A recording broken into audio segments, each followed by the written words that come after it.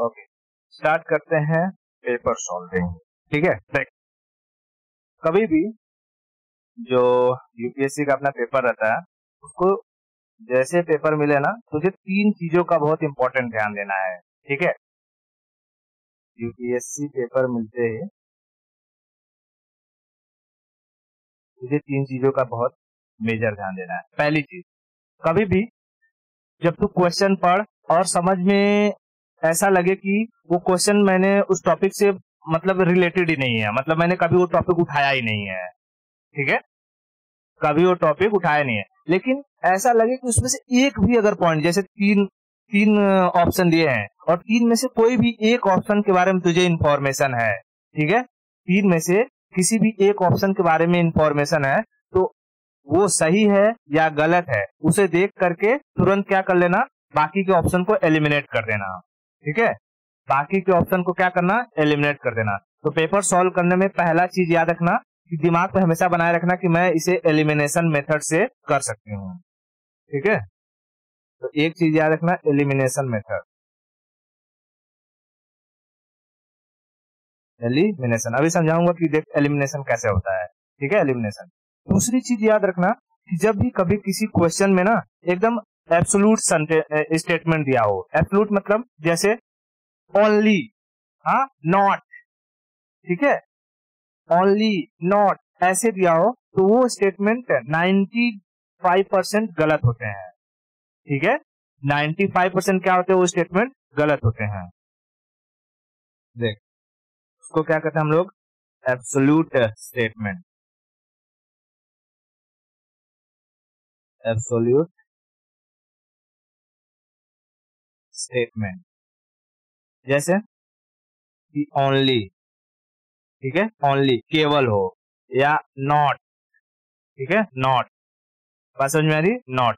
तो ओनली और नॉट, इसका ध्यान रखना कि अगर स्टेटमेंट में कहीं ओनली दिया है या नॉट दिया है तो हो सकता है, प्रोबेबिलिटी 95% चांस होता है कि वो स्टेटमेंट क्या हो, गलत हो। ठीक है, और तीसरी चीज याद रखना कि अगर स्टेटमेंट में क्या दिया हो, कैन दिया हो, कैन यानी हो सकता है, हो सकता है, तो याद रखना दुनिया में होने को कुछ भी हो सकता है। ठीक है, हाँ, अगर कहा हो सकता है तो दुनिया में होने को कुछ भी हो सकता है, और वो 95% चांस रहता है कि वो स्टेटमेंट सही है। ठीक है, 95% चांस होता है कि वो स्टेटमेंट सही है। ठीक है, 95% चांस रहता है कि वो स्टेटमेंट सही है, क्योंकि जैसे ही लगाया कैन, ठीक है, कैन, हो सकता है, तो हो सकने को मैंने बताया ना कि दुनिया में कुछ भी हो सकता है, क्योंकि हो सकता है कोई एब्सोल्यूट वर्ड नहीं है। होगा ही, अगर कह दिया होगा ही तब ये हो सकता है, नहीं नहीं, होगा ही ये जरूरी नहीं है, लेकिन हो सकता है, हाँ हो सकता है। जैसे कि अगर मैं कहूँ तू आईएएस बनेगी ही, ये जरूर नहीं है, लेकिन तू आईएएस बन सकती है, तो हो सकता है, कौन देखा है। ठीक है, तो अगर किसी सेंटेंस में क्या लिखा हो, कैन, कैन, तो वो सेंटेंस सही होने के चांसेस 95% राइट होते हैं। ठीक है, 95% राइट। और उसमें अगर ऐसा दिया हो ओनली, नॉट, ठीक है, तो इसमें क्या होता है, 95% ये स्टेटमेंट गलत होते हैं। बात समझ में। और पहला याद रखना, एलिमिनेशन मेथड। एलिमिनेशन मेथड, अगर 3 स्टेटमेंट में से कोई एक भी तुझे आता हो तो ऑप्शन को जाके फटाफट एलिमिनेट कर देना। ठीक है, इतना समझ में। तो देख ये हम लोग जो सॉल्व कर रहे हैं, ये यूपीएससी 2021 का पेपर सेट ए, सेट ए, ठीक है, सेट ए। इसको मैं अपना टेलीग्राम पर भी डाल दूंगा, इसका पीडीएफ अगर चाहिए रहेगा तो वहां से डाउनलोड कर लेना। ठीक है, अब देख जैसे क्वेश्चन 1, मैं इसको थोड़ा जूम कर देता हूँ। देख क्वेश्चन 1, ये दिखाई दे रहा है, हाँ, देख क्वेश्चन 1। हाँ अच्छा, पहली चीज, एक चीज और याद रखना कि जब भी पेपर सॉल्व करने जाना तो क्वेश्चन देख के तुझे ये समझ में आना चाहिए कि वो कौन से सब्जेक्ट का है। ठीक है, फर्स्ट क्या कर, आइडेंटिफाई कर, आइडेंटिफाई, आइडेंटिफाई कर कि कौन से सब्जेक्ट का है क्वेश्चन, ठीक है, सब्जेक्ट का, जैसे हिस्ट्री हो सकता है, ठीक है, पॉलिटी हो सकता है, ज्योग्राफी हो सकता है, ज्योग्राफी हो सकता है, ठीक है, यानी जितने भी सब्जेक्ट जीएस के हैं उनमें से मुझे क्वेश्चन देख के लगना चाहिए, पता चल जाना चाहिए कि ये कौन से सब्जेक्ट से क्वेश्चन पूछा हुआ है। बात समझ में? अब आगे आते हैं, देख पहला क्वेश्चन क्या कह रहा है, पहला क्वेश्चन कह रहा है कि ये जो कंसीडर द फॉलोइंग स्टेटमेंट, ठीक है, अब ये स्टेटमेंट पहले ऊपर पढ़ने से पहले यहाँ नीचे देख लेना कि ये पूछा क्या है, which of the above statement are correct, क्योंकि कभी कभी क्या होता है नीचे पूछा रहता है नॉट करेक्ट और हम लोग हमेशा उसको पढ़ते रहते हैं करेक्ट के चक्कर में, ठीक है, और फिर ऑप्शन मारते हैं और गलत हो जाता है, ठीक है, गलत हो जाता है। तो देख पहला स्टेटमेंट क्या कर रहा है कि the governor of the Reserve Bank of India यानी RBI is appointed by the central government, ठीक है, चल मान ले कि मैं समझता हूँ कि तुझे इस टॉपिक के बारे में कुछ भी नहीं पता है, पहला स्टेटमेंट तुमने पढ़ लिया, ठीक है, मैंने मान लिया कि तूने इकोनॉमिक्स पढ़ाई नहीं है, ठीक है, फिर दूसरा स्टेटमेंट पे आ जा, certain provisions in the constitution of India give the central government to right to issue the direction to the RBI in the public interest. Constitution देखते ही तुझे समझ में आया कि कॉन्स्टिट्यूशन हमने कहाँ पढ़ा था, पॉलिटी में। क्या पॉलिटी में तूने 395 आर्टिकल पढ़े और किसी भी आर्टिकल में तुझे आरबीआई के बारे में मिला? नहीं, यानी तू कह सकती है कि आरबीआई की चर्चा पॉलिटी में है ही नहीं, ये स्टेटमेंट तो पक्का गलत हो जाएगा, यानी ये 2 नंबर गलत है। तो यहाँ जहां जहां 2 नंबर लिखा है, जैसे ये गलत होगा, ये गलत होगा, ये गलत होगा, समझ में आया? इसे ही कहते हैं एलिमिनेशन। मैंने माना कि तुझे इकोनॉमिक्स बिल्कुल पता नहीं थी, लेकिन तुझे एक चीज खाली पता थी, क्या कि मैंने पॉलिटी पढ़ी है और पॉलिटी में कहीं पर भी आरबीआई के बारे में हमने नहीं पढ़ा है। तो ये दूसरा स्टेटमेंट जो कॉन्स्टिट्यूशन के बारे में लिखा है कि आरबीआई के गवर्नमेंट के पास सेंट्रल गवर्नमेंट मतलब क्या कहता है कि certain provisions in the constitution of India given, मतलब कि भारत के संविधान में कुछ प्रोविजंस दिए गए हैं जो सेंट्रल गवर्नमेंट को राइट देता है कि आरबीआई को डायरेक्शन दे। कॉन्स्टिट्यूशन में कहीं पर ऐसा नहीं लिखा हुआ है, ठीक है, कॉन्स्टिट्यूशन में कहीं भी ऐसा नहीं लिखा हुआ है। तो तूने देखा दूसरा गलत है, तो दूसरे से तू देख ले कि कहाँ कहाँ 2 रहेगा, वो नंबर क्या रहेगा, वो पूरा का पूरा ऑप्शन गलत रहेगा, और फिर तेरा बच क्या गया, 1 और 3। ये ऑप्शन सही हो गया कि नहीं सही हो गया? इसे क्या कहते हैं, एलिमिनेशन मेथड, एलिमिनेशन, ठीक है, इसे ही एलिमिनेशन कहते हैं। ऐसे ही करना है, नहीं पढ़िए कोई बात नहीं, लेकिन ऐसा तो हो नहीं सकता कि तूने हिस्ट्री भी नहीं पढ़ा है, ज्योग्राफी भी नहीं पढ़ा है, पॉलिटी भी नहीं पढ़ा है, या इकोनॉमिक्स नहीं पढ़ा है कि नहीं? हाँ, तो कोई ना कोई सब्जेक्ट तो पढ़ा, कुछ नहीं पढ़ा है तो तब तो एलिमिनेशन क्या भगवान भी काम नहीं देंगे, ठीक है, हाँ बरोबर, पेपर ही क्यों देने जाना, इतना समझ। तो पहला स्टेटमेंट, पहले जो क्वेश्चन है, पहले क्वेश्चन का आंसर क्या हो गया, सी, ठीक है, एलिमिनेशन मेथड से तूने सॉल्व कर लिया। इसमें कहता है कि the governor of the Reserve Bank of India is appointed by central government. हाँ, ये बात सही है, ठीक है, क्योंकि जब मैं तुझे आरबीआई पढ़ाया था तो आरबीआई में मैंने बताया था कि उसमें सेंट्रल गवर्नमेंट किस तरीके से अपना हस्तक्षेप करती है, कभी कभी रिजर्व बैंक का जो मतलब कि जो पैसा रहता है वो सेंट्रल गवर्नमेंट ले लेती है, ठीक है, तो इसमें उनके जो गवर्नर्स होते हैं अभी के जो है, जैसे शशिकांत दास, उनका अपॉइंटमेंट कौन करता है, हमारी गवर्नमेंट ही करती है, सेंट्रल गवर्नमेंट, ठीक है। उसके बाद दूसरा स्टेटमेंट वैसे गलत है, तीसरा कहता है कि the governor of RBI draw his power from the RBI act. ये बात सही है कि जब आरबीआई का गठन किया गया था तो उसी के एक्ट के द्वारा जितना भी पावर होता है वो गवर्नर को मिलता है, ठीक है, कि वो किस तरीके से मॉनेटरी पॉलिसी लागू करेगा, ठीक है, कैसे महंगाई को कम करेगा, ठीक है, सारे के सारे जो पावर्स होते हैं उसे उसी गवर्नमेंट ऑफ आरबीआई एक्ट से मिलती है, ठीक है। ओके, पहला समझ में आ गया, ठीक है। अब चलते हैं हम लोग दूसरे पर। देख दूसरा क्या था, अरे मैंने इकोनॉमिक्स नहीं पढ़ा था तब,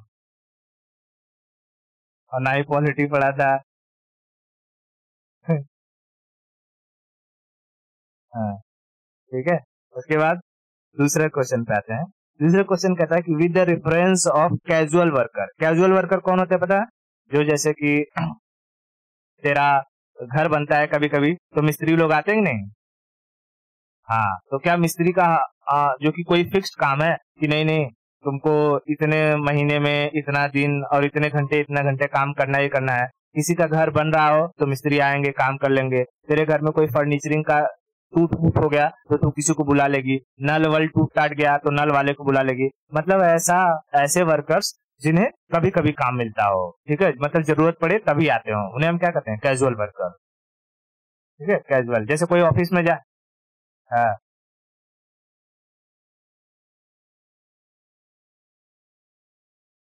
हाँ हाँ हाँ, मैं समझा।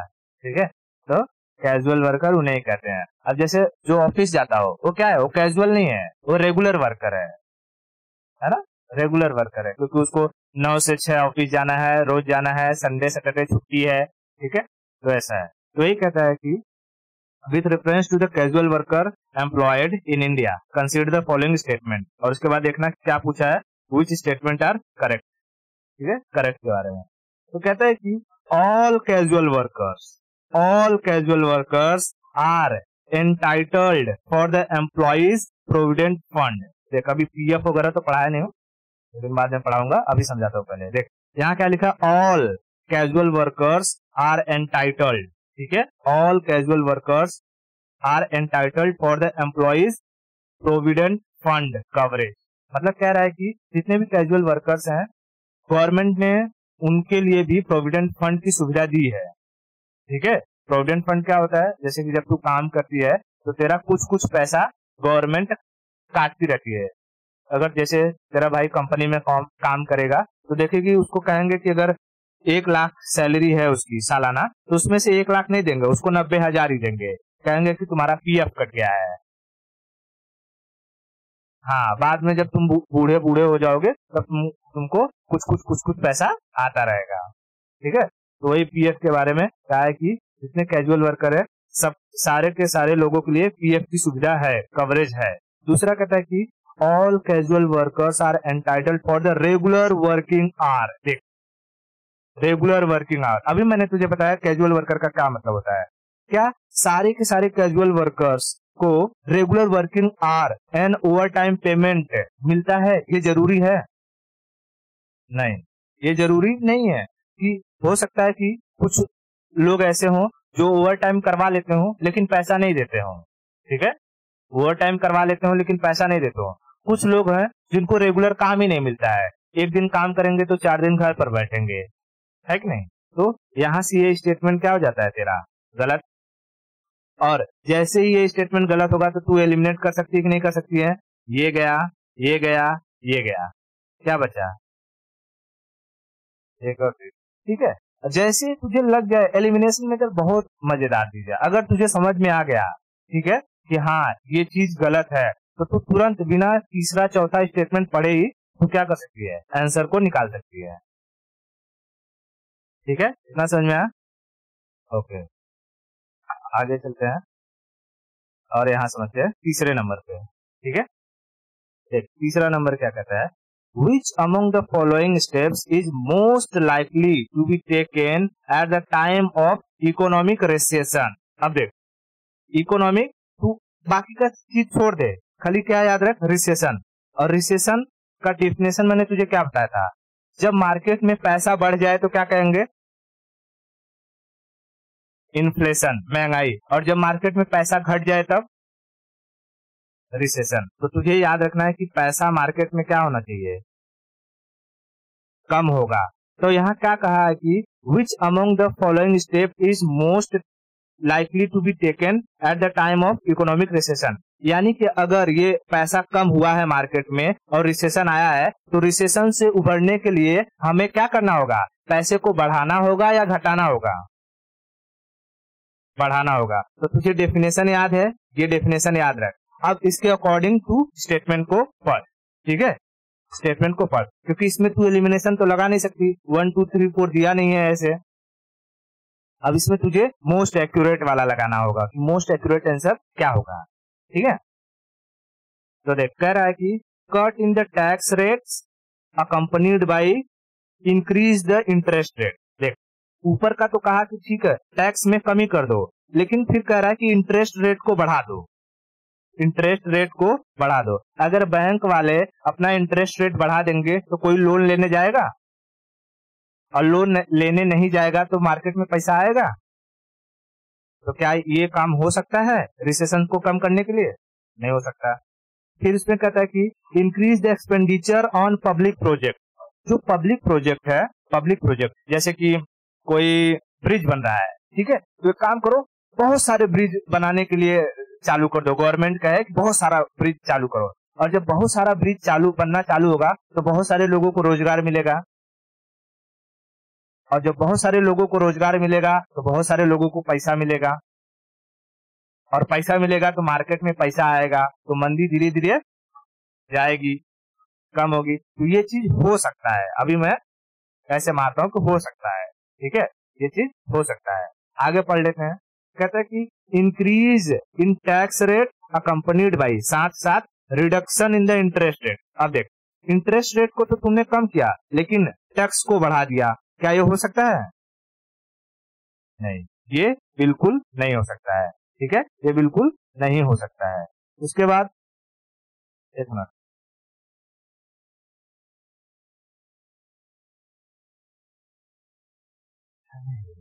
ओके, तो इसमें क्या कर रहा है कि increase in the tax rate accompanied by reduction in the interest. Interest rate तो कम किया लेकिन टैक्स को बढ़ा दिया। क्या टैक्स को बढ़ाने से मार्केट में पैसा आएगा कि मार्केट से पैसा जाएगा?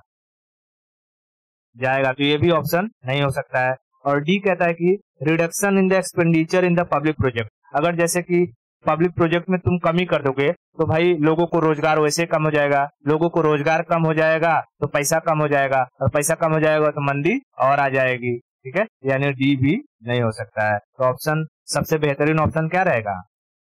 बी, यानी गवर्नमेंट को करना चाहिए कि अधिक से अधिक गवर्नमेंट वर्क को बढ़ाना चाहिए। लोगों की मांग यही होती है ना कि हमें एम्प्लॉयमेंट चाहिए, रोजगार चाहिए। तो जितना अधिक गवर्नमेंट वो करेगी, काम को बढ़ाएगी, उतना क्या होगा? पैसा आएगा, और पैसा आएगा तो मंदी जाएगी, ठीक है। तो रिसेशन का डेफिनेशन याद रहता तो सारा का सारा स्टेटमेंट आसानी से खत्म, मतलब कि समझ में आ जाता है, ठीक है। आगे चलो। अब इसमें देखते हैं चौथे क्वेश्चन में कह रहा है कि consider the following statement other things remaining unchange. Other things remaining unchange, market demand for a good might increase. कह रहा है कि कोई वस्तु है उसका मार्केट डिमांड बहुत बढ़ जाएगा लेकिन दूसरे चीजों पर कोई प्रभाव नहीं पड़ेगा, ठीक है। जैसे कि मान ले गुड़िया है, ठीक है, इसका डिमांड बहुत बढ़ जाए, इसका डिमांड बहुत बढ़ जाए, और यहीं पर बॉल है, बैट है, ठीक है, बहुत सारी दूसरी चीजें हैं, इनके मांग पर कोई भी, इनके दाम पर कोई भी फर्क नहीं पड़ रहा हो। वो कह रहा है कि इनमें से कौन से स्टेटमेंट, मतलब कि कौन से रीजन की वजह से ऐसा हो सकता है, ठीक है। देख कह रहा है कि अदर थिंग्स रिमेनिंग अनचेंज्ड, बाकी चीजें में कोई बदलाव नहीं आएगा, वैसी की वैसी रहेंगी। Market demand for a good, एक वस्तु के लिए क्या हो सकता है? Market demand might increase if, अगर क्या हो जाए, अगर price of it's substitutes increase. जैसे ये गुड़िया है, गुड़िया की जगह पर कोई गुड्डा हो, ठीक है, कोई गुड्डा हो, अगर इसका प्राइस बहुत बढ़ जाए, ठीक है, जैसे बच्चे को खेलने के लिए लोग गुड़िया लेते हैं, ठीक है, गुड़िया लेते हैं, और इसका प्राइस, गुड़िया का प्राइस जितना है 10 रुपए है, लेकिन गुड्डे का भी प्राइस 10 रुपए था, लेकिन अब गुड्डे का प्राइस 100 रुपए है, तो लोग गुड़िया लेंगे कि गुड्डा लेंगे? गुड़िया लेंगे, ठीक है, यानी इसकी प्राइस ऑटोमेटिक बढ़ जाएगी। अच्छा, ये ऑप्शन हो सकता है, ठीक है, ये ऑप्शन हो सकता है। अभी आगे पढ़ते हैं। कहते हैं कि price of its complement, price of its complement increases, ठीक है, price of its complement increases, ठीक है, मतलब कि जैसे क्या कहें कि जैसे गुड़िया थी और गुड़िया को सजाने उजाने के लिए जो है चुनरी आता है या कोई कान का बाली आता है, वो सब, उन सब चीजों का प्राइस बढ़ जाए तो भी कह रहा है कि गुड़िया की प्राइस बढ़ जाएगी। ठीक है, तो भी कह रहा है कि गुड़िया की प्राइस बढ़ जाएगी। हो सकता है ना, कि सजावट वजावट का सामान है उसको लेने में अगर और चीजों को करे तो गुड़िया का दाम वैसे भी बढ़ जाएगा क्योंकि उनके दाम बढ़ गए। हो सकता है, कोई बात नहीं। चलो, उसके बाद कहता है कि the good in the inferior, the good is an inferior good and income of the consumer increases. देख, जैसे इंफीरियर गुड का मतलब क्या होता है? इंफीरियर गुड जैसे कोई बहुत सस्ती सामान हो जिसको कोई पूछता ही ना हो, ठीक है, जिसको कोई पूछता ना हो, और ठीक है वो सामान का दाम क्या हो, घट जाए, या और कह रहा है कि कंज्यूमर का जो इनकम है वो बढ़ जाए। ठीक है, अगर लोगों के पास पैसा रहता है तो लोग आराम से मॉल में जाके शॉपिंग कर लेते हैं। प्राइस टैग देखते हैं क्या कि अरे कितना है कितना नहीं है, नहीं देखते हैं। तो उसी तरीके से अगर कोई ऐसा सामान है जिसको कोई खरीदता नहीं है, ठीक है, खरीदता ही नहीं है, और लोगों की प्राइस बढ़ जाए तो क्या इसका डिमांड पर कोई फर्क पड़ेगा? अरे इसको तो पहले भी कोई नहीं पूछ रहा था, अब पैसा आ गया तो भी पूछे ना पूछे जरूरी थोड़ी है, पूछे ना पूछे जरूरी थोड़ी है। जैसे कि अगर मैं कहूं कि क्या कहेंगे, जैसे चीनी है, मतलब कि चीनी तो लोग खाते पीते हैं, कोई ऐसा सामान जिसको मेजरली कोई खरीदता हो, मान ले जैसे कि बैंडेज है, ठीक है, बैंडेज का इस्तेमाल तभी होता है जब कभी चोट वगैरह लगती है ना, चोट वगैरह लगती है। तो मान ले तेरा इनकम पहले 10,000 था, तो तू जब चोट वगैरह लगती थी तो बैंडेज लेकर आ जाती थी। अब तेरा इनकम 1 लाख हो जाएगा तो तू क्या करेगी? मतलब कि पूरा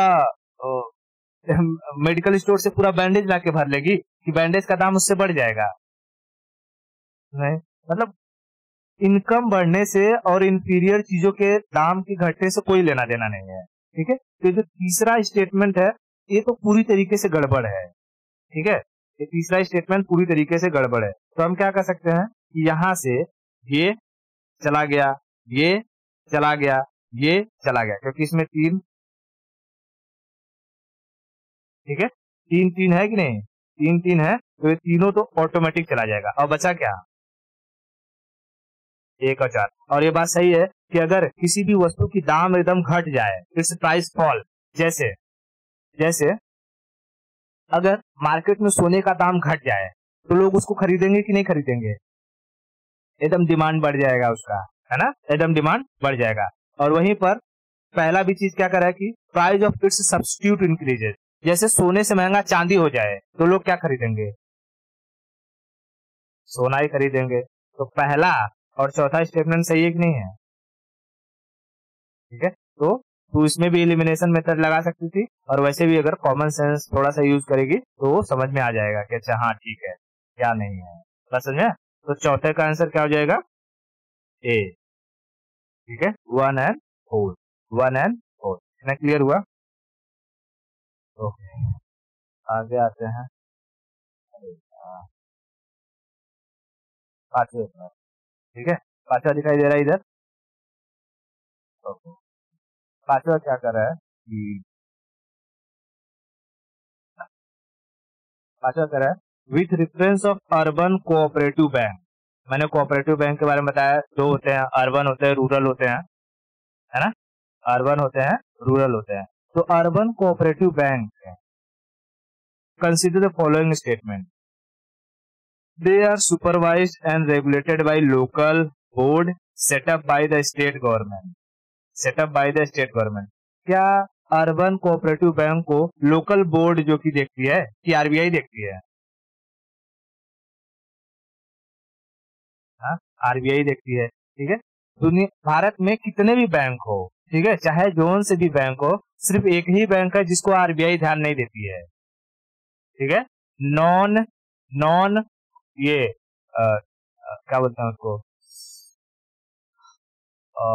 बैंक कितने टाइप के थे? Non schedule bank, non schedule bank कोई जो जिनका ब्रांच खाली, मैंने बताया था ना, ऐसे नॉन शेड्यूल बैंक 4 डिस्ट्रिक्ट के बाहर उनका नहीं हो सकता है। उन्हें ही बस आरबीआई रेगुलेट नहीं करती है, उन्हें लोकल अथॉरिटी को दे देती है कि तुम लोग रेगुलेट करो। बाकी भारत में जितने भी टाइप के बैंक है उन सब का रेगुलेशन आरबीआई के हाथ में रहता है, ठीक है, उन सब का रेगुलेशन आरबीआई के हाथ में। तो यहाँ कह रहा है कि पहले कहता है which of the statement given above are correct की बात कर रहा है। तो कह रहा है कि देख अर्बन कोऑपरेटिव बैंक को कह रहा है कि they are supervise and regulated by local board set up by the state government. ये स्टेटमेंट तो गलत हो गया। अगर ये स्टेटमेंट गलत है तो कौन कौन सा गलत हो जाएगा? जहां जहां एक रहेगा वो सब गलत हो जाएगा। ए ए ए तो बच कौन गया? आंसर आ गया। क्या और पढ़ने की जरूरत है? बात खत्म, ठीक है, बात खत्म,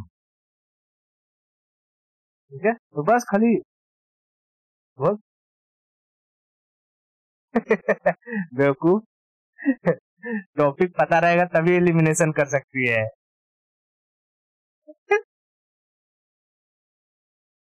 हाँ,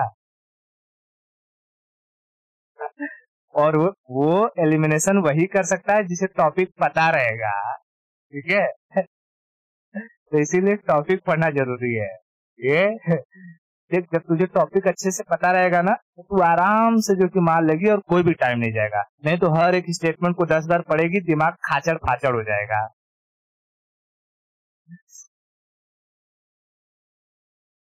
हाँ, ठीक है, टाइम कंज्यूम फटाफट होता है, ठीक है, इतना क्लियर है। ओके, आगे चलते हैं। अब देख ये क्वेश्चन नंबर 6। देख क्वेश्चन नंबर 6 क्या था? ये उस वक्त के करंट अफेयर से था, ठीक है, करंट अफेयर से था। तो इसका कुछ ज्यादा एक्सप्लेनेशन देने की जरूरत नहीं है, मैं समझा देता हूँ फिर भी। ये करंट अफेयर से था, कहता है कि Indian government bond yield are influenced by which of the following, ठीक है। देख क्या कहता है, Indian government bond yield, bond yield यानी बॉन्ड के बारे में बात कर रहा है, जैसे कि जो गवर्नमेंट बॉन्ड्स वगैरह बेचती है। जैसे कि मैंने बॉन्ड्स के बारे में क्या समझाया था, जब मार्केट में बहुत सारा पैसा आ जाता है और जो पैसा बैंकों में नहीं जा पाता तो गवर्नमेंट क्या कहती है, बॉन्ड बेच देती है, कहती है कि मेरा ये चीज खरीद लो। जैसे कि क्या कहते हैं, एलआईसी वाले आते हैं घर घर, कहते हैं एलआईसी करवा लो, 10 साल में पैसा डबल हो जाएगा, ये हो जाएगा। तो क्या होता है, एक तरीके का आरबीआई का बॉन्ड होता है। तो ये कह रहा है कि Indian government bond yield are influenced by which of the following, यानी कि उस पर, इस बॉन्ड पर किसका प्रभाव ज्यादा पड़ेगा, किससे इन्फ्लुएंस होगा। तो कह रहा है कि action of the United state federal reserve, action of the United state federal reserve. देख दुनिया में बैंकों पर कुछ भी अगर असर पड़ेगा ना, उसका असर देखने को तभी मिलेगा जब यूनाइटेड स्टेट के फेडरल रिजर्व में कोई ऊपर नीचे होगा। अगर वहां पर कुछ ऊपर नीचे होता ना तो पूरे दुनिया में ऊपर नीचा होना शुरू हो जाता है, ठीक है। यूएसए में अगर आज महंगाई पूरी तरीके से इतना बढ़ रहा है ना, तो देखेगी, तो न्यूज अगर देखेगी तो उसमें लोग क्या कहते हैं, बाइडेन इन्फ्लेशन का नाम दिया जा रहा है, बाइडेन इन्फ्लेशन, ठीक है, कि बाइडेन की नीतियों की वजह से पूरी दुनिया में ऐसे क्राइसिस आया हुआ है, ठीक है। तो ये स्टेटमेंट है, सही है, ठीक है, ये स्टेटमेंट सही है, ठीक है, ये स्टेटमेंट सही है। तो देख अगर ये स्टेटमेंट सही है तो तू देख सकती है कि क्या क्या सही होने की पॉसिबिलिटी है। ये हो सकता है, ये भी हो सकता है, ये दोनों तो होगा नहीं, ठीक है, ये दोनों होगा, ठीक है, या तो ये होगा या तो ये होगा। अब देखते हैं, आगे पढ़ते हैं। कहता है कि action of the Reserve Bank of India, action of the Reserve Bank of India, सही बात है। अगर रिजर्व बैंक क्या करे कि अपनी नीतियों को बढ़ा देगा, अगर जैसे कि इंटरेस्ट रेट ज्यादा कर देगा, इंटरेस्ट रेट ज्यादा कर देगा तो मार्केट में पैसा कम हो जाएगा, मार्केट में पैसा कम हो जाएगा तो यहाँ पर जो लोग रहेंगे वो, मतलब कि पब्लिक क्या करेगी, गवर्नमेंट के बॉन्ड को नहीं खरीद पाएगी, यानी गवर्नमेंट का बॉन्ड बिकेगा नहीं, ठीक है। अगर अगर रिजर्व बैंक ने इंटरेस्ट रेट कम कर दिया तो गवर्नमेंट के बॉन्ड बिकने लगेंगे, लोगों के पास पैसा रहेगा और लोग खरीदेंगे। तो यानी आरबीआई के जो एक्शन की वजह से भी इन पर प्रभाव पड़ता है, गवर्नमेंट बॉन्ड पर, ठीक है। अब देख 1-2 हो गया तो ठीक है, अब तीसरा देख लेते हैं, कहता है कि inflation and short time interest rate, inflation and short time interest rate. देख, जाहिर सी बात है, अगर महंगाई आ जाएगी, महंगाई से भी इस बॉन्ड यील्ड पर प्रभाव पड़ेगा। महंगाई में लोगों के पास क्या होता है, पैसा रहता है, लेकिन चीजों के दाम बढ़ जाते हैं। ठीक है, चीजों के दाम बढ़ जाते हैं। और यहाँ कह रहा है कि शॉर्ट टर्म इंटरेस्ट रेट, ठीक है, कुछ समय के लिए अगर इंटरेस्ट रेट को बढ़ा घटा दिया जाए, इनडायरेक्टली ये क्या कर रहा है, आरबीआई की ही बात कर रहा है, क्योंकि शॉर्ट टर्म इंटरेस्ट रेट को घटाएगा बढ़ाएगा कौन, एक दिन के लिए पैसा देता है आरबीआई तो भी इंटरेस्ट लेता है, हो सकता है उसी चीज को बढ़ा दे घटा दे, है ना। हाँ, तो ऐसे में सिचुएशन में ये तीनों ही स्टेटमेंट क्या होते हैं, सही होते हैं। ठीक है, तो इसका आंसर क्या रहेगा, 1 2 3, 1 2 3। ठीक है, अब देख, ये यूपीएससी है, यूपीएससी में कुछ क्वेश्चन ऐसे होंगे जिन्हें तुमको छोड़ देना बेहतर है। ठीक है, हाँ, और ये मत समझ के चलना कि अगर इकोनॉमिक्स से 10 क्वेश्चन आया तो मैं 10 एकदम सही मारूं।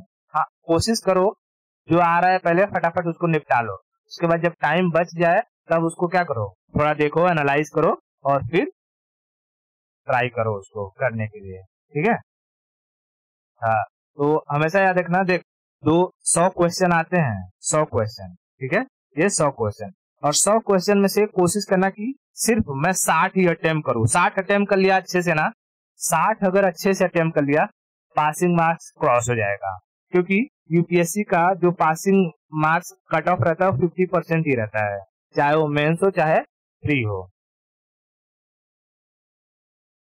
हाँ बोल,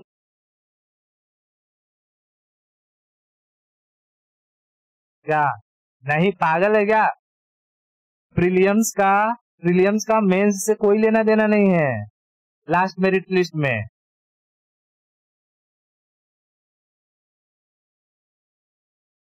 लास्ट वाले में सिर्फ तेरा मेंस का काउंट होता है, जो रिटर्न वाला रहेगा, प्री का नहीं। प्री सिर्फ तुझे स्टेज है, क्राउड को कम करने के लिए प्री दिलाया जाता है कि इतने 10 लाख लोग बैठते हैं तो 10 लाख लोग अगर मेंस में बैठेंगे तो क्राउड बहुत बढ़ जाएगा, इसलिए पहले ही छाट दिया जाता है प्री के जरिए। ठीक है, तो इसमें 100 क्वेश्चन में से दिमाग में क्या बना के जाना, मुझे सिर्फ कितना अटेंड करना है, 60, 50 से 60। ठीक है, 60 अगर कर लिया तो बहुत बेहतरीन है, लेकिन 50 से 60, 50 से 60। ठीक है, और वैसे ही जो सी सेट होता है, सी सेट में आता है 80 क्वेश्चन, और 80 में से अगर तूने 40 भी कर दिए ना, 40 या मैक्स टू मैक्स मैं मान लो 35, तो भी तेरा पासिंग परसेंटेज आ जाएगा। ठीक है, हाँ, तो तुझे कभी भी पूरा करना है ये दिमाग से नहीं जाना है। अगर ये दिमाग से गई कि मुझे पूरा अटेंड करना है और सब पर टिक मार के आना है, तो फिर वो टिक ही मारते रह जाएगी, तो कोई वो निकलेगा नहीं। बस हो जाए, हाँ, इतना क्लियर है। ठीक है, आगे चलते हैं, 7वां देखते हैं। 7वां में कहता है कि कंसीडर द फॉलोइंग, देख यहाँ पढ़ ले क्या कर रहा है, विच one of the above can be influence in the foreign direct investment, FDI के जरिए, मतलब कि किसका, विच one of the above can be included in the FDI में क्या क्या चीजों को इंक्लूड किया जा सकता है, foreign currency convertible bond, foreign currency convertible bond, क्या ये हो सकता है, फॉरेन करेंसी कन्वर्टेबल बॉन्ड, तो हम लोगों ने एफडीआई में कहीं कुछ देखा ही नहीं था। ठीक है, foreign currency convertible bond FDI में कुछ देखा नहीं था, तो अभी के लिए मुझे ये पता नहीं है। ठीक है, लेकिन मैं आगे पढ़ता हूँ, फिर कहता है कि foreign institutional investment with certain condition, मैंने बताया था कि नहीं, एफआईआई कौन होते हैं, ऐसे इंस्टीट्यूशंस जो एफडीआई और एफपीआई में हेल्प करे, उन्हें हम क्या कहते हैं, एफआईआई, फॉरेन इंस्टीट्यूशनल इन्वेस्टमेंट। तो ये हो सकता है, अगर ये हो सकता है तो 2 ऑप्शन एलिमिनेट हो जाएंगे, ये और ये, बचा ये या ये। ठीक है, अब रह गया या तो ए होगा या तो सी होगा। आगे पढ़ते हैं, कहता है तीसरा, कहता है कि ग्लोबल डिपोजिटरी रिसीट, मुझे भी इसके बारे में नहीं मालूम है क्या कह रहा है। तुझे भी नहीं मालूम है, इसको छोड़ देते हैं, आगे चलते हैं। कहता है कि non resident external deposit, non resident external deposit कह रहा है कि भैया जो लोग नॉन रेसिडेंट है, जैसे एनआरआई जो भारत में नहीं रहते हैं, उनका एक्सटर्नल डिपॉजिट, उनका जो जमा किया पैसा हमारे एफडीआई में काम आएगा। जब उनका जमा किया हुआ पैसा एनआरआई वाले ये देख, external deposit, non resident external deposit, ठीक है। एक्सटर्नल मतलब जो देश के बाहर में उनका पैसा है, देश के बाहर, कोई यूएसए में है और यूएसए में ही बंदा, मतलब भारतीय गया है यूएसए में और उसका पैसा यूएसए में ही है, यूएसए में जमा किया हुआ है। एक्सटर्नल डिपॉजिट भारत के अंदर नहीं है, यूएसए में जमा किया हुआ है। तो क्या इसका पैसा हमारे देश के एफडीआई में काम आएगा? जब इसका पैसा काम नहीं आएगा तो यहाँ से ये वाला ऑप्शन तो वैसे एलिमिनेट हो जाएगा, सी वाला, और बचा क्या? ए, ठीक है। तो इसका आंसर क्या हो जाएगा? 1 2 1 2 ठीक है, 1 2। इतना क्लियर है? आगे बढ़े, ठीक है, आगे चलते हैं और समझते हैं 8वां पर। 8वां क्या कहता है? Consider the following statement, the effect of devaluation. अब देख, डीवैल्यूएशन का मतलब मैंने बताया, जैसे पैसा है, जैसे $1 की वैल्यू है मान ले 70 रुपया, ठीक है, $1 की वैल्यू है 70 रुपया। अब गवर्नमेंट कुछ ऐसा करे कि इस 70 रुपए की वैल्यू और गिर जाए, मतलब कि $1 बराबर 80 रुपए हो जाए, ठीक है, $1 बराबर 80 रुपए हो जाए। ये अपने आप नहीं हुआ है, गवर्नमेंट ने जानबूझ कर किया है। जब अपने देश की करेंसी की वैल्यू अपने आप से गिराई जाती हो, उसे हम कहते हैं डीवैल्यूएशन, ठीक है। हाँ, जानबूझकर ऐसा किया जाए कि हमारे देश की, मतलब कि जैसे मैं ये कह दूं कि अगर कोई फॉरेन से बंदा है, ठीक है, अगर यूएसए से कोई बंदा $1 लेके आ रहा है तो उसे मैं 90 रुपया दूंगा, ठीक है, उसे मैं क्या करूंगा? 90 रुपया दूंगा। तो उसे हम क्या कहते हैं?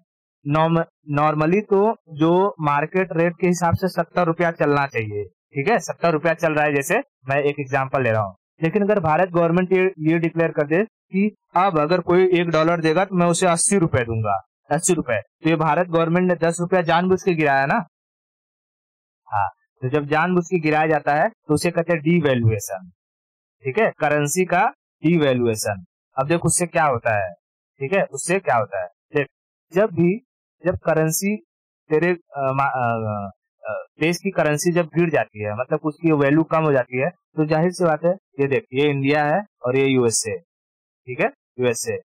अगर यूएसए का $1 भारत के 80 रुपए या 100 रुपए के बराबर हो गया, तो जाहिर सी बात है जो लोग यहाँ पर आएंगे उनको फायदा होगा कि नहीं होगा?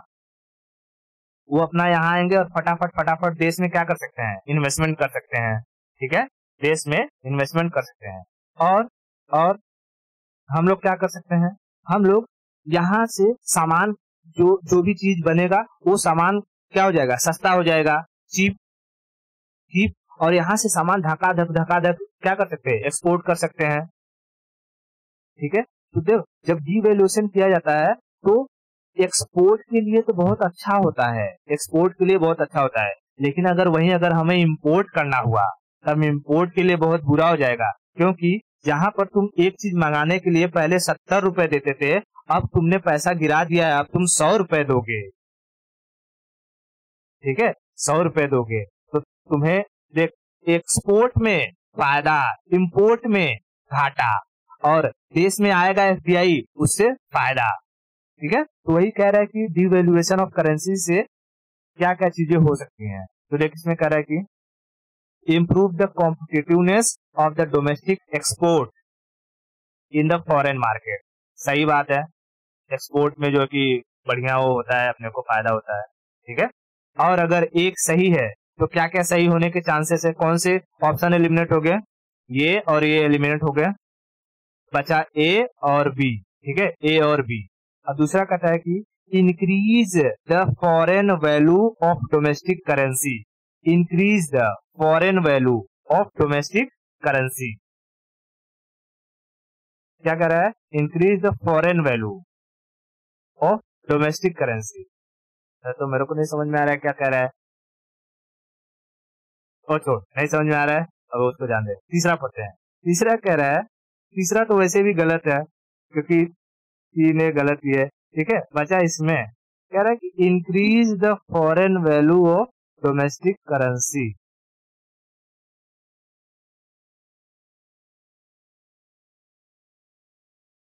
नहीं, increase the foreign value, increase the foreign value of domestic currency. नहीं, ऐसा नहीं होगा, ठीक है, कि हम अपने वैल्यू को गिरा रहे हैं तो बाहर की वैल्यू बढ़ रही है, ऐसा थोड़ी हो रहा है, ठीक है। हम तो अपनी वैल्यू को जानबूझ के गिरा रहे हैं। बाहर की वैल्यू तब बढ़ती जब हमारा पैसा क्या होता है, इसके कंपेयर में ऑटोमेटिक अगर कम होता है। जैसे यहाँ पे श्रीलंका में इन्फ्लेशन आया, श्रीलंका का जो रुपया था, ठीक है, वो अब $1 200-300 के बराबर चला गया। तो वहां पर हम कह सकते हैं कि वहां का पैसा गिरा है, वहां का पैसा गिरा है, ठीक है, वहां का पैसा गिरा है। लेकिन हम ये थोड़ी कहेंगे कि यूएसए का जो $1 की कीमत थी वो बढ़ गई है। यूएसए का $1 तो वही था, लेकिन तुम्हारा खुद का पैसा गिर गया है कि नहीं? हाँ, तो यहाँ पर ये भी चीज नहीं होगी और आंसर क्या हो जाएगा? ओनली 1, ठीक है, ओनली 1। इतना क्लियर हुआ? ठीक है, आगे बढ़ते हैं और देखते हैं।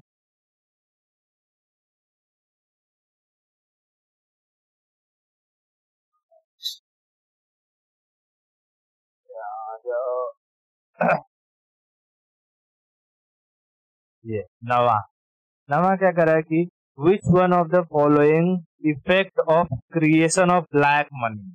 ब्लैक मनी क्या होता है? ऐसा पैसा जिस पर टैक्स न दिया हो, उसे हम ब्लैक मनी कहते हैं। In India has been the main cause to worry of the government.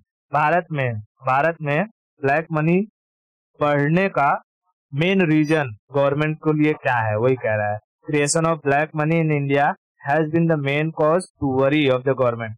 यानी ब्लैक मनी बढ़ रहा है, इससे गवर्नमेंट को चिंता भी बढ़ रही है। और ब्लैक मनी क्यों बढ़ रहा है उसके बारे में कह रहा है कि कौन सा स्टेटमेंट एकदम बेहतर है वो चूज करके बताओ। तो उसमें देख क्या कर रहा है, divergence of resources to the purchase of real estate and investment in luxury. ये तो हो ही नहीं सकता।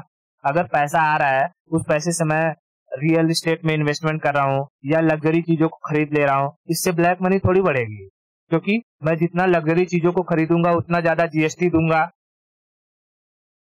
है ना, और जीएसटी दूंगा तो मेरा पैसा ब्लैक मनी तो कहलाएगा नहीं। हाँ, क्या 8 से 9 पर 9 है, 9। क्वेश्चन 9।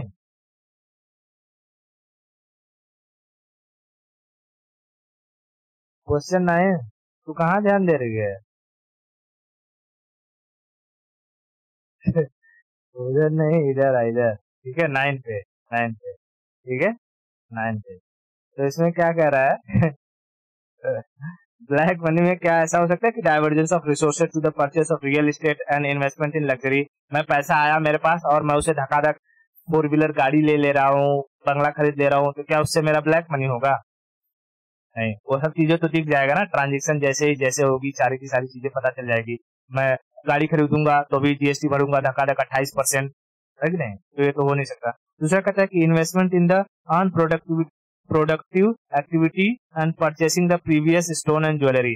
अरे मैं गोल्ड भी खरीदूंगा तो भी जीएसटी उस पर दूंगा, और जब गोल्ड पर जीएसटी दूंगा तो उससे भी क्या मेरा वो जो है ब्लैक मनी में जाएगा? नहीं, ब्लैक मनी में नहीं जाएगा। तो दूसरा भी स्टेटमेंट गलत हो सकता है। कहता है कि large donation to the political parties and growth of the regionalism. देख, ये हो सकता है, ये हो सकता है, ठीक है, ये हो सकता है, लेकिन तुझे बेस्ट ऑफ द बेस्ट निकालना है। क्योंकि हम लोग पॉलिटिकल पार्टीज को जितना पैसा अधिक से अधिक देंगे तो हम लोग ये कह सकते हैं कि ठीक है, 1 करोड़ का मैं तुमको दे रहा हूँ चेक और तुम उसमें से मुझे 90 लाख वापस दे देना और 10 लाख तुम रख लेना, ठीक है। तो हो सकता है कि इससे ब्लैक मनी बढ़े, लेकिन गवर्नमेंट की क्या पॉलिटिकल पार्टीज को पैसा आएगा उससे गवर्नमेंट चिंतित होगी? बिल्कुल नहीं, ठीक है। जहाँ कह रहा है गवर्नमेंट को किससे चिंता होता है, गवर्नमेंट को चिंता होता है, आगे आ जा, कहता है कि loss of revenue to the state exchequer due to tax evasion, ठीक है। यानी गवर्नमेंट की जब कमाई में कमी आती है, ठीक है, गवर्नमेंट की कमाई में कमी आती है। टैक्स इवेजन क्या होता है? टैक्स की चोरी करना, ठीक है, टैक्स की चोरी करना। और टैक्स की जब चोरी होगी तो गवर्नमेंट की कमाई घटेगी, और जब गवर्नमेंट की कमाई घटेगी तो गवर्नमेंट की नींद उड़ जाएगी, ठीक है। ये आंसर सही है, समझ में? हाँ ठीक है, आगे बढ़े, आगे चलते हैं 10वें क्वेश्चन पे। 10वां क्वेश्चन क्या कहता है कि which one of the following is likely to be the most inflationary in its effect. Inflationary मतलब इन्फ्लेशन मतलब महंगाई।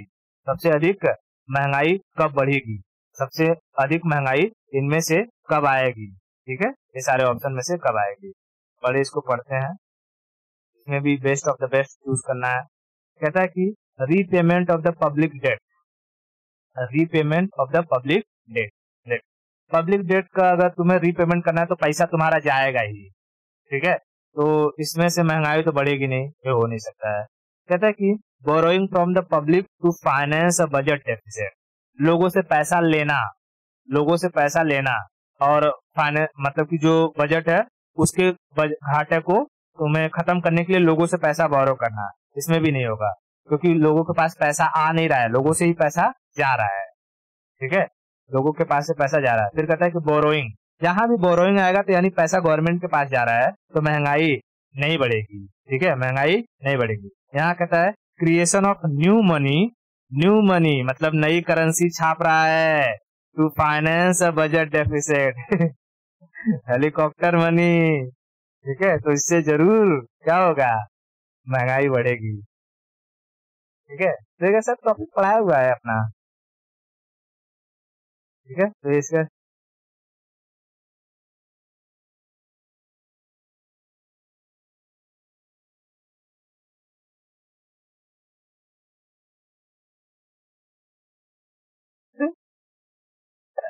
अरे तू इसीलिए तो पेपर सॉल्व कर रहे हैं बेवकूफ, पेपर जब सॉल्व करेंगे तभी तो।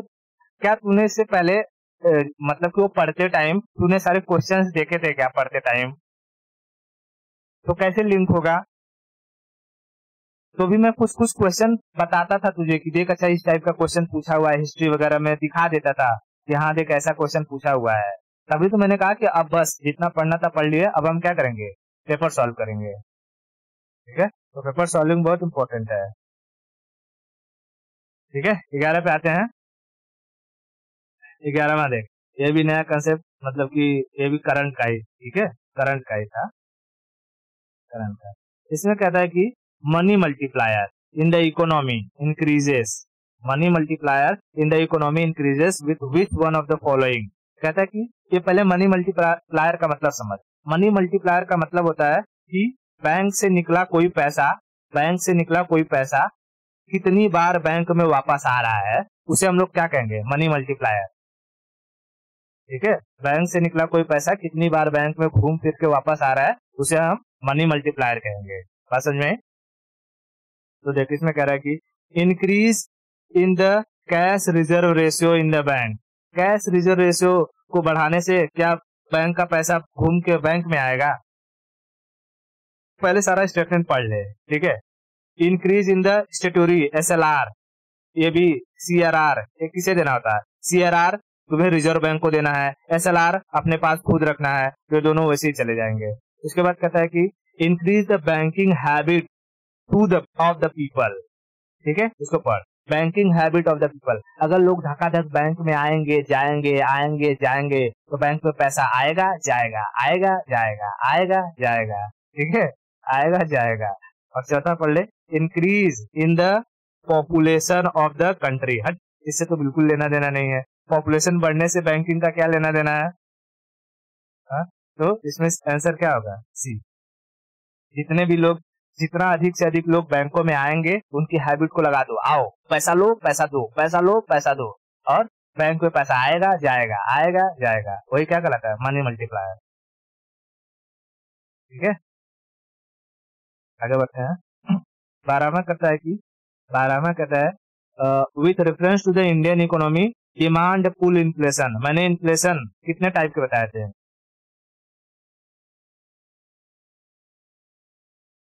हाँ, अगर इन्फ्लेशन की अगर मैं कहूँ कि रीजन क्या होती है, क्या वजह होती है? एक होता है कि इन्फ्लेशन, देश में बहुत पैसा बढ़ जाए तो इन्फ्लेशन हो जाएगी। ठीक है, किसी भी चीज की डिमांड बढ़ जाए तो भी इन्फ्लेशन हो जाएगा, और अगर बेसिक चीजों का दाम बढ़ जाए, कॉस्ट ड्रिवेन, मैंने बताया था ना, कॉस्ट ड्रिवेन, डिमांड ड्रिवेन और लिक्विडिटी, तीन चीजें रीजन बताए थे। है? वही कह रहा है कि with reference to the Indian economy demand pull inflation can be cause increase by which of the following. यानी डिमांड पुल इन्फ्लेशन कब होगा? ठीक है, देख क्या रहा है, एक्सपेंशनरी पॉलिसीज, एक्सपेंशनरीज पॉलिसीज। ठीक है, इसमें देख डिमांड पुल इन्फ्लेशन कब होगा? डिमांड पुल इन्फ्लेशन एक्सपेंशनरीज पॉलिसी, पता नहीं क्या कर रहा है, इसको छोड़ देते हैं हम भी। कहते हैं फिस्कल स्टिमुलस, फिस्कल स्टिमुलस, ये भी क्या कह रहा है पता नहीं, इसको छोड़ देते हैं। जो चीज नहीं पता है क्या करेंगे उसको, ऐसे ऐसे स्टेटमेंट टर्म्स डाल के रखते हैं। हमें वो ढूंढना है जो पता है, तो घबराने का नहीं, पहला पूरा पढ़ने का। इन्फ्लेशन इंडेक्स वेजेस, ये भी नहीं पता है, छोड़ देते हैं। Higher purchasing power, higher purchasing power, हाँ ये हो सकता है। ठीक है, मतलब कि कहते हैं ना कि किसी भी चीज को तुम खरीदेगी कब? जब तेरे पास ज्यादा पैसा रहेगा तब, तभी तो डिमांड बढ़ेगा। तो ये कह रहा है हायर परचेसिंग पावर, यानी तेरे पास पैसा बहुत है, ये हो सकता है। ठीक है, ये हो सकता है। कह रहा कि रेजिंग इंटरेस्ट रेट, अगर बैंक अपना इंटरेस्ट रेट बढ़ा देगा, तुझे एक चीज पता है ना, डिमांड पुल इन्फ्लेशन में क्या होगा? इन्फ्लेशन है तो लोगों के पास क्या है? पैसा है, लोगों के पास पैसा है, लोगों के पास पैसा है, और उसी की वजह से क्या हो रहा है? लोगों ने डिमांड बढ़ाई है और इन्फ्लेशन बढ़ा है। ठीक है, देख डिमांड पुल इन्फ्लेशन का मतलब क्या हुआ? इन्फ्लेशन का मतलब क्या है पहले वो बता। महंगाई, और महंगाई क्यों होती है? जब पैसा मार्केट में बहुत ज्यादा आ जाए, और जब पैसा आ जाएगा तो चीजों का डिमांड ऑटोमेटिक बढ़ जाएगा, है ना, तो डिमांड ऑटोमेटिक बढ़ जाएगा। तो इन्फ्लेशन से याद रखना, या इन्फ्लेशन से तुझे पता है पैसा है मार्केट में। अब इसमें ये कह रहा है कि और ये कह रहा है कि इनमें से क्या वजह होगी जो इस इन्फ्लेशन को और बढ़ाएगा, ठीक है, इंक्रीज करेगा। देख increase, increase can be increase, can be increase, और मैंने कहा कि कैन भी जब आए तो होने को कुछ भी हो सकता है। ठीक है, होने को कुछ भी हो सकता है, लेकिन यहाँ कह रहा है कि राइजिंग इंटरेस्ट रेट, अगर बैंक अपना इंटरेस्ट रेट बढ़ाएंगे तो क्या महंगाई बढ़ेगी? महंगाई घटेगी। यानी मुझे ये चीज तो मिल गया, पांचवा तो बिल्कुल नहीं होगा, पांचवा तो बिल्कुल नहीं होगा। अब देख कहाँ कहाँ पांच है, खत्म खत्म खत्म, बचा क्या? मिल गया, भले ऊपर के मेरे को कुछ न समझ में आए क्या कह रहा है, लेकिन एक तो मिला मुझे जो समझ में आया।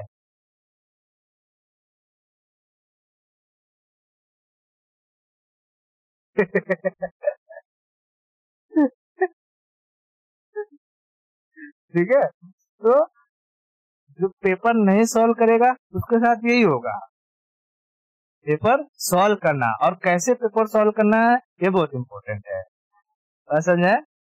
हाँ, तो अपने को पता है, मैंने इसलिए बोला, कह रहा है डिमांड पुल इन्फ्लेशन, और इन्फ्लेशन तभी होता है जब मार्केट में पैसा आता है, मार्केट में पैसा आता है, और ऊपर से कह रहा है कि can be caused increase, cause, अरे हटना, कॉज लिखे साला, एक ही स्टेटमेंट नहीं लिखते लोग, एक ही पढ़ने का कभी, कैन बी इंक्रीज्ड, इंक्रीज्ड यानी और इन्फ्लेशन कब बढ़ेगा? जब मार्केट में और पैसा आएगा, और जब इंटरेस्ट रेट बढ़ेगा तो क्या मार्केट में पैसा आएगा?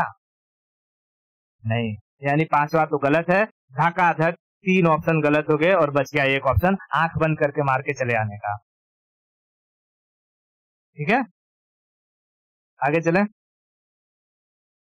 आगे चलते हैं। यहाँ देखते हैं, यहाँ क्या कह रहा है कि with reference to the India consider the following statement. ठीक है, कंसीडर द फॉलोइंग स्टेटमेंट। अब देख, इतने बड़े बड़े चीज दिए रहते हैं, कभी कभी ये सब छोड़ देने का। ठीक है, ये सब पूरा करने का नहीं, मैं होता तो उसको छोड़ देता, मैं करता ही नहीं इसको। बड़ा बड़ा सेंटेंस और मुझे इसके बारे में कुछ भी पता ही नहीं है क्या है ये, क्योंकि ये करंट से है। ठीक है, ये करंट से है। इसमें क्या कह रहा है, वैसे मैं इसका आंसर बता देता हूँ। इसका आंसर है 1 और 2। ठीक है, 1 और 2। ये कह रहा है कि रिटेल इन्वेस्टर, ये करंट का था। ठीक है, पूरा का पूरा करंट है। Retail investor through demand account can invest in treasury bill and government of India debt bond in primary market. कह रहे कि जो भी आम लोग हैं, जो भी डीमेट अकाउंट, जैसे तुझे अगर शेयर मार्केट से पैसा मतलब कि ट्रेडिंग करनी होगी तो तुझे एक डीमेट अकाउंट खुलवाना पड़ता है बैंक में जाकर के। ठीक है, तो अभी शेयर मार्केट तो पढ़ाया नहीं हूं मैं। हाँ, तो इसीलिए इसमें कह रहा है कि उस वक्त करंट में चल रहा था कि जो भी शेयर मार्केट के लोग हैं वो उसी डीमेट अकाउंट के जरिए गवर्नमेंट के बॉन्ड को भी खरीद सकते थे। ठीक है, गवर्नमेंट के बॉन्ड को खरीद सकते थे। उसमें पहला ऑप्शन सही था। ठीक है, जब पहला ऑप्शन सही था तो ये ऐसे ऑटोमेटिक गलत हो जाता है और बाकी बचता है 1 और 2। ठीक है, इतना समझ में आया? ओके, अब आते हैं हम लोग 14 पर। 14 पर, ठीक है, देख 14 क्या कहता है कि with reference to the water credit. Water credit मतलब कि जैसे सिंचाई हो गया, तो जो खेत है तो किसान है, और किसान को सबसे इम्पोर्टेंट होता है पानी, खाद। पानी के लिए अब अगर वो तुझे टुल्लू पंप लगवाना है, मशीन लगवानी है, तो हो सकता है तू बैंकों के पास जाएगी लोन के लिए। ठीक है, तो वही कह रहा है वाटर क्रेडिट। वाटर क्रेडिट यानी पानी के लिए लोन। अब आगे पढ़ते हैं। कह रहा है कि with reference to the water credit consider the following statement, और कह रहा है कि which one of the statement given are correct की बात कर रहा है।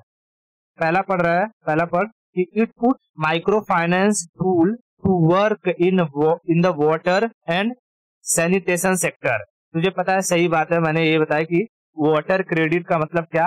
वाटर क्रेडिट का मतलब वो कि अगर हमें पानी की जरूरत है और मुझे टुल्लू पंप लगवाना है, मेरे पास पैसे नहीं है, तो मैं कहां से वो लोन मिलेगा, उसी के बारे में बात करता है वाटर क्रेडिट। और वाटर क्रेडिट में पहला ऑप्शन करा है कि it put micro finance. Micro finance मतलब छोटे मोटे लोन देना, जैसे 1 लाख रुपए, 50,000 रुपए, 20,000 रुपए, छोटे मोटे लोन चाहिए रहेगा, उसकी बात करता है। ठीक है, टूल्स, टूल्स जैसे टुल्लू पंप हो गया है, टुल्लू पंप है कि नहीं, tools to work in water and sanitation sector. तो वाटर दिख गया ना, पहला सही है। अब पहला सही है तो क्या क्या हो सकता है, पहले बी ऑप्शन तो चला जाएगा, एक ए, सी और डी हो सकता है, ए, सी और डी हो सकता है। ठीक है, ओके, अब देख ए, सी और डी हो सकता है। ओके, और हाँ ठीक है, नेक्स्ट करते हैं। It is a global initiative launch under the aegis of World Health Organization. क्या? हाँ, अरे ऐसा कैसे होगा तीसरा कैसे गलत होगा? तीसरे को मैंने कहाँ कट मारा है, सिर्फ मैंने इसी को किया ना, इसी को। इसमें 2 3 दिया है, एक तो नहीं दिया है ना। मैंने कहा एक मेरा सही है और ये सही के लिए पूछा है, क्या इसमें एक है? नहीं है, तब मैं क्यों क्यों मारूंगा? हाँ, अब इसमें कह रहा है कि देख, कह रहा है कि it is a global initiative launch under the aegis of World Health Organization and World Bank. नहीं, ये वर्ल्ड हेल्थ ऑर्गेनाइजेशन WHO और वर्ल्ड बैंक के द्वारा लॉन्च नहीं किया गया है। इसका एक ऑर्गेनाइजेशन ये है water.org, water.org, ये ऑर्गेनाइजेशन ही है जो इसको माइक्रो फाइनेंस ये करती है। ठीक है, हाँ, तो ये भी करंट का ही था, अगर किसी को जैसे पता रहता तो कर सकती थी तू। क्या था, water.org, ये ऑर्गेनाइजेशन है, water.organization। तो दूसरा ऑप्शन गलत हो गया। अब जैसे ही दूसरा गलत हुआ तो कितने गलत हो जाएंगे, ये गलत हो जाएगा, ये गलत हो जाएगा, ये ऑटोमेटिक गलत है, ये हो गया। ठीक है, इतना क्लियर हुआ? ठीक है, ठीक है। अब यहाँ आते हैं क्वेश्चन नंबर 15 पे। क्वेश्चन 15 कहता है कि in India the central bank function as a lender of last resort usually refer to which of the following. In India central bank function as a lender of last resort, यानी जो centralise central bank होते हैं government के, ठीक है, central जो bank होते हैं, वो कह रहा है कि लेंडर मतलब क्या होता है, लोन देने वाले, एज अ लास्ट रिजॉर्ट। ये भी करंट का चीज था, ठीक है, ये भी पूरा करंट का था। Usually refers to which of the following, कहता है कि लेंडर ऑफ लास्ट रिजॉर्ट इनमें से किससे रिलेटेड है, ठीक है, किससे रिलेटेड है। तो अब अगर तुझे करंट पता रहता तो तू कर सकती थी, लेकिन मैं पढ़ देता हूँ। कहता है कि lending to trade and industry body when they fail to borrow from other sources, ठीक है, when they fail to borrow from other sources, ठीक है। क्या ये ऐसी बात है क्या, पता नहीं। कहता है providing liquidity to the bank having temporary crisis, ठीक है। तो देख, ये आया था, तूने देखा होगा पीएनबी में क्या हुआ था, घोटाला हुआ था, और पीएनबी पूरी तरीके से डूबने वाली थी। तो उसमें एसबीआई ने पैसे डाले थे कि नहीं डाले थे इसको बचाने के लिए। हाँ, तो वही बात कह रहा है कि central bank function as a lender of last resort, मतलब कहते हैं ना कि एकदम अंत में अगर मैं मरने लगूंगा तो मुझे बचाने कौन आएगा। सेंट्रल बैंक किसके लिए काम करता है, तो इसी के लिए, providing liquidity to the banks having temporary crisis, जब कम समय के लिए कोई क्राइसिस आ जाए तो उन्हें बचाने के लिए पैसे दिया जाता है, वो काम करता है सेंट्रल बैंक, ठीक है। लास्ट रिजॉर्ट का यही मतलब होता है ऑप्शन बी। अगर ऑप्शन बी सही है तो जाहिर सी बात है कि तेरा ये ओनली ट्रू, ठीक है, ये तो होगा नहीं, ये होगा नहीं, ठीक है, और पहला वैसे ही गलत है, ये होगा नहीं, ये भी चला जाएगा, ठीक है। इतना समझ में आया? ओके, अभी के लिए इतना रखते हैं, बाकी की स्टोरी आगे देखेंगे, ठीक है, नेक्स्ट लेक्चर में।